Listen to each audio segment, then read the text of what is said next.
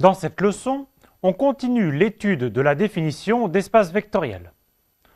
On reprend en détail les axiomes de la définition, on regarde des exemples un peu plus sophistiqués et on termine avec les règles de calcul dans les espaces vectoriels.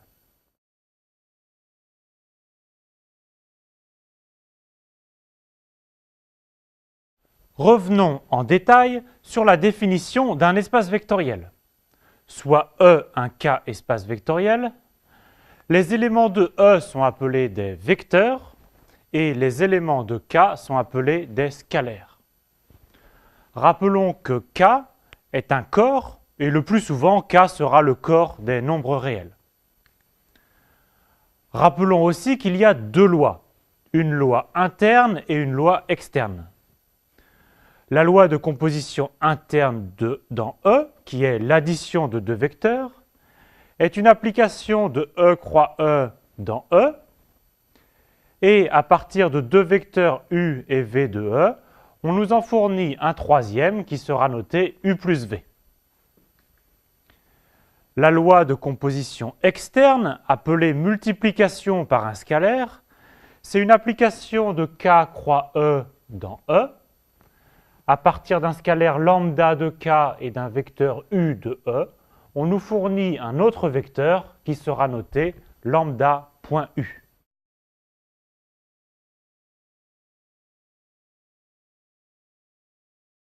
Les deux lois respectent une liste de 8 axiomes. On commence par revoir les axiomes liés à l'addition.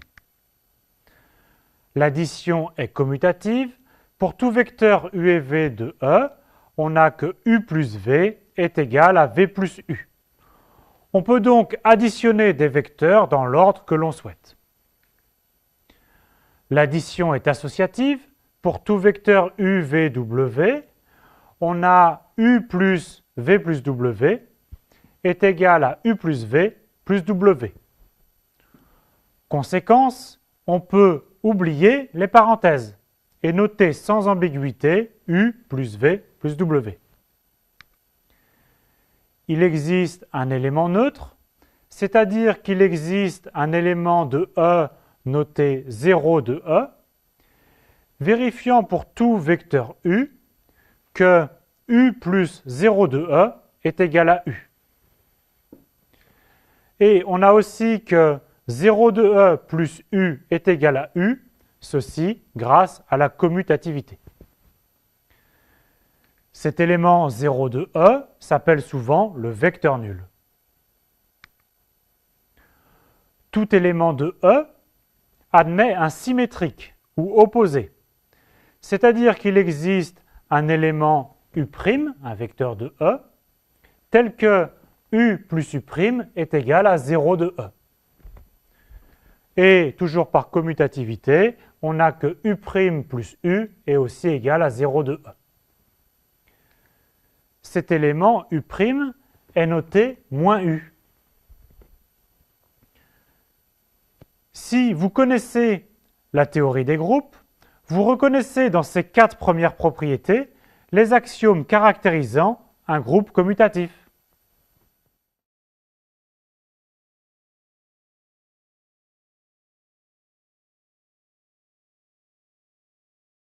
Avant de passer aux axiomes suivants, montrons deux propriétés. Premièrement, un élément neutre 0 de E vérifiant l'axiome 3 précédent est unique. Deuxièmement, un symétrique d'un vecteur U élément de E vérifiant l'axiome 4 précédent est unique. On dira le symétrique ou l'opposé de U. Prouvons ces deux propriétés. Tout d'abord, l'unicité de l'élément neutre. Soit donc 0 de E et 0' de E, deux éléments vérifiant la définition de l'élément neutre. Comme 0 de E est un élément neutre, alors pour tout vecteur U, U plus 0 de E est égal à 0 de E plus U est égal à U. Et comme 0' de E est aussi un élément neutre, alors U plus 0' est égal à 0' plus U est égal à U.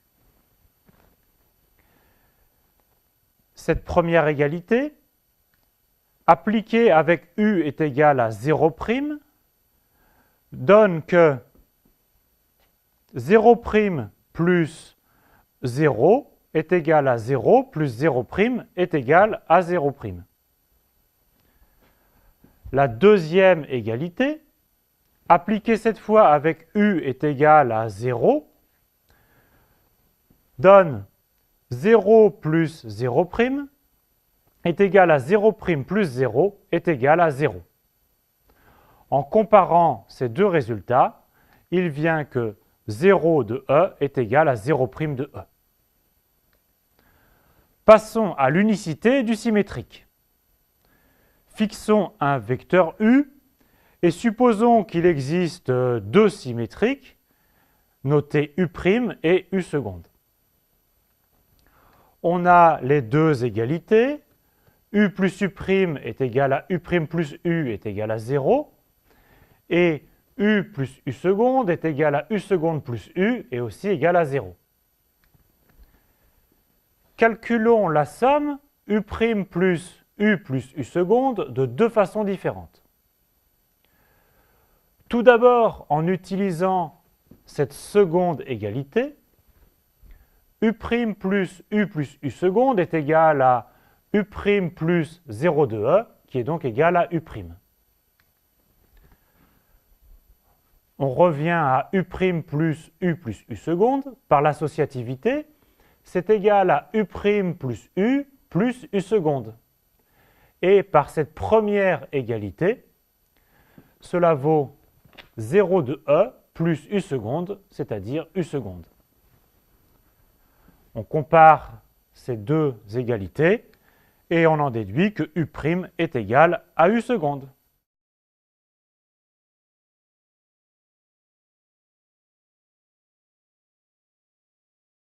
On continue le détail des axiomes de la définition d'espace vectoriel. On passe aux axiomes impliquant la multiplication par un scalaire. 1 étant l'élément neutre de la multiplication de K, alors pour tout vecteur U, un point U est égal à U. Si maintenant on a deux scalaires lambda et mu, c'est-à-dire deux éléments du corps K, et si on a un vecteur U, alors lambda.mu.u est égal à lambda fois mu.u. Ici, fois est la multiplication dans le corps K, alors que point désigne la multiplication par un scalaire. Avec l'habitude, on omet ces deux signes de multiplication. Et selon le contexte, vous devriez savoir quel est le type de multiplication à effectuer. Les deux derniers axiomes concernent le lien entre la loi interne et la loi externe. Plus précisément, il s'agit de propriétés de distributivité. Lambda.u plus v est égal à lambda.u plus lambda.v. Ceci pour tout scalaire lambda et tout vecteur u et v. Enfin, lambda plus mu.u est égal à lambda.u plus mu.u pour tout scalaire lambda et mu et tout vecteur u. La loi interne et la loi externe doivent donc satisfaire ces 8 axiomes pour que E soit un espace vectoriel sur K.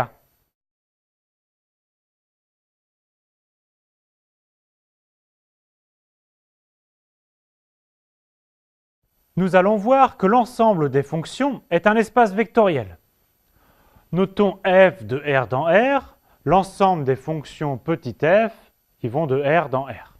Et le corps K est le corps des nombres réels. Nous munissons l'ensemble des fonctions d'une structure d'espace vectoriel de la manière suivante. Tout d'abord, l'addition, soit f et g de fonctions. La fonction f plus g est définie par f plus g de x est égal à f de x plus g de x. Le signe plus désigne la loi interne dans l'ensemble des fonctions f de R dans R, et ici, l'addition dans R. Voici la multiplication par un scalaire. Si lambda est un nombre réel et f est une fonction, la fonction lambda.f est définie par lambda.f de x est égal à lambda fois f de x. Ici, point est la loi externe de f de R dans R, et fois est la multiplication dans R. L'élément neutre pour l'addition est la fonction nulle, qui est bien sûr définie pour tout x par f de x est égal à 0. Enfin, le symétrique d'une fonction f est la fonction g définie par g de x est égal à moins f de x. Le symétrique de f sera noté moins f. Pour cet exemple, un vecteur est donc une fonction.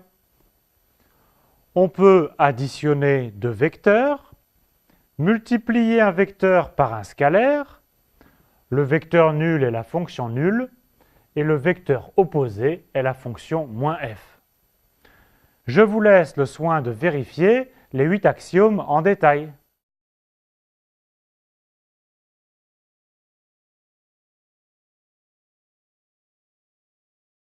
Un exemple similaire au précédent est l'espace vectoriel des suites.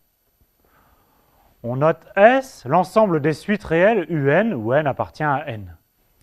Cet ensemble peut être vu comme l'ensemble des applications de n dans R. Un vecteur est donc ici une suite.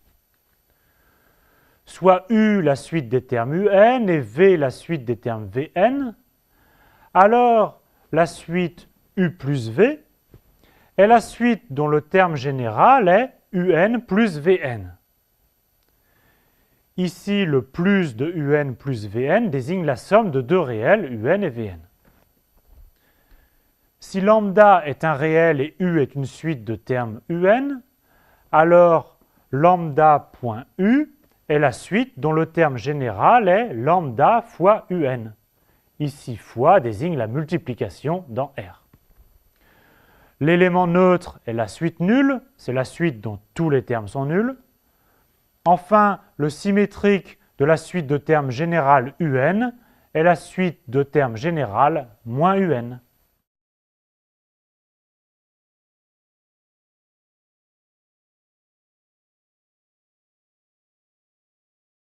L'ensemble des matrices à n lignes et p colonnes, à coefficients réels, peut être vu comme un R espace vectoriel. La loi interne est l'addition de deux matrices. La loi externe est la multiplication d'une matrice par un scalaire, c'est-à-dire qu'on multiplie tous les coefficients par le même facteur lambda.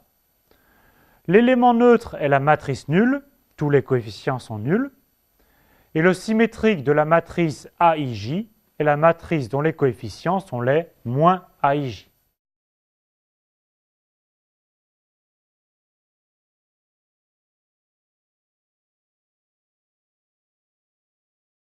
La définition d'espace vectoriel est suffisamment générale pour englober beaucoup de situations. Voyons encore quelques exemples. L'ensemble R crochet X des polynômes à coefficients réels est un R espace vectoriel. L'addition de deux vecteurs est l'addition de deux polynômes P de x plus Q de x. La multiplication par un scalaire est lambda.P de x. L'élément neutre est le polynôme nul et l'opposé de P de x est moins P de x. Autre exemple, l'ensemble des fonctions continues de R dans R est un R espace vectoriel. Il en est de même pour l'ensemble des fonctions dérivables et aussi les fonctions indéfiniment dérivables, etc. Il y aurait en fait beaucoup d'autres exemples à étudier.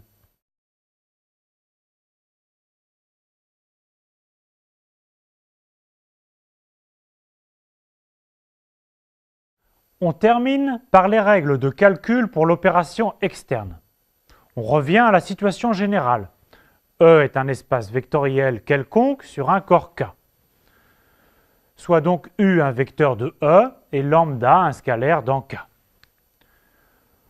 Tout d'abord, 0.U est égal à 0 de E. Multiplier un vecteur par le scalaire 0 donne le vecteur nul. Lambda.0 de E est égal à 0 de E. Multiplier le vecteur nul par n'importe quel scalaire reste le vecteur nul. Moins 1.u est égal à moins u. Multiplier un vecteur par le scalaire moins 1 donne le symétrique. Cela justifie la notation moins u pour le symétrique. Enfin, une propriété importante. Lambda.u est égal à 0 de E si et seulement si lambda est nul ou bien u est le vecteur nul. C'est une propriété similaire à celle bien connue pour les réels. Un produit est nul si et seulement si l'un des facteurs est nul. Terminons avec la définition de la soustraction. U moins V est par définition l'addition U plus moins V. Et la soustraction se comporte comme il convient. Par exemple, lambda fois U moins V est égal à lambda U moins lambda V. Et lambda moins mu fois U est égal à lambda U moins mu U.